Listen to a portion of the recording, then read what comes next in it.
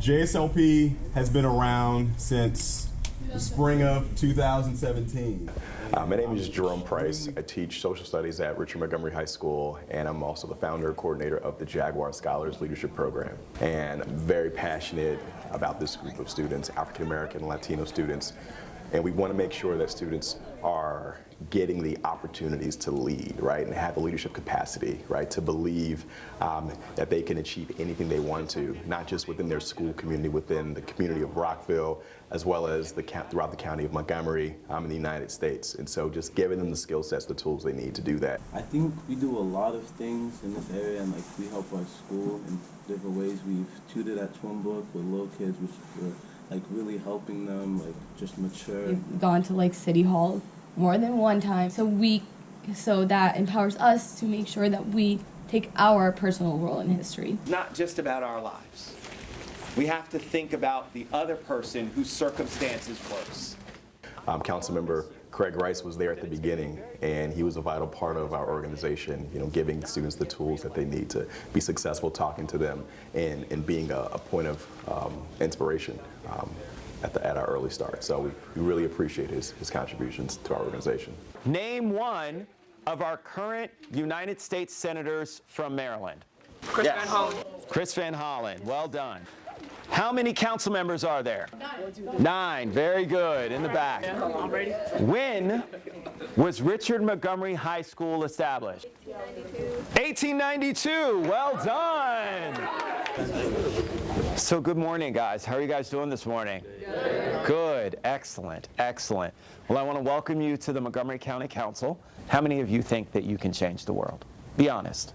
Raise your hand if you think you can change the world. Got 1, 2, 3, 4, 5, a couple hesitant, 6.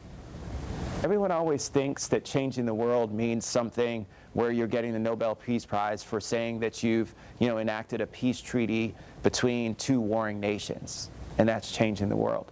The reality is that if you change the experience for one person in your community, it sets in motion this tremendous chain of events that happen as a result. Let me just go back a little bit and tell you a little bit about myself. Again, my name is Craig Rice. I'm a Montgomery County Council member. I didn't start off here in the council in terms of my political experience. I was one of the youngest people to ever win a race at that time in the Maryland General Assembly. Second year, I had a young woman who showed up at my office. One of my aides in the office said, "This young lady's here to see you. She's a high school student in your district and, wants to talk to you about something important." And so she sat down and she looked at me and she started crying. And she told me a story. She told me a story about how she had been bullied in school. She had come out as a lesbian, and everyone had been, making fun of her. And she said, "I need you to do something. You're a representative, where you're one of the younger people on the General Assembly. You can understand what's going on. You have to do something. Don't do it for me." She said, "I know it's not going to help me because I'm going to be graduating next year. I'm going to be gone." She said, "But for the people who come behind me, the other kids, I don't want them to experience the same things that I've had to deal with." And so it was later on that year that my staff and I started coming up and looking at all different policies throughout the nation dealing with bullying policies.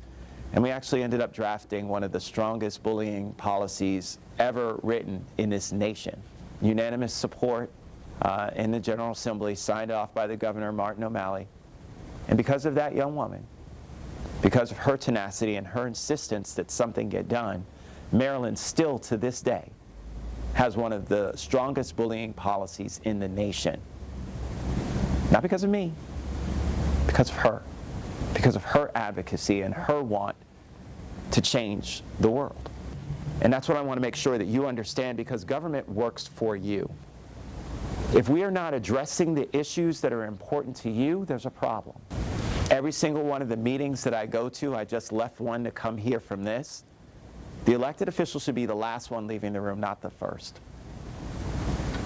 That's an opportunity for you not only to hear from other people, but also talk to people about what's going on in the community and find out what can be done better. That's our job. Is it hard sometimes being an elected official? Yeah, especially with kids. I will tell you that one of my first challenges was when I was in a special session in the General Assembly that the governor had called. It was November, and my daughter's birthday was on November 8th, and we were in session. It was her second birthday. And so while the family and friends were all celebrating and singing happy birthday, I was on a phone on the floor listening to it. It sucks, but that's the commitment. And if you don't have the commitment, you shouldn't be in the job. Every single one of you are owed that from us.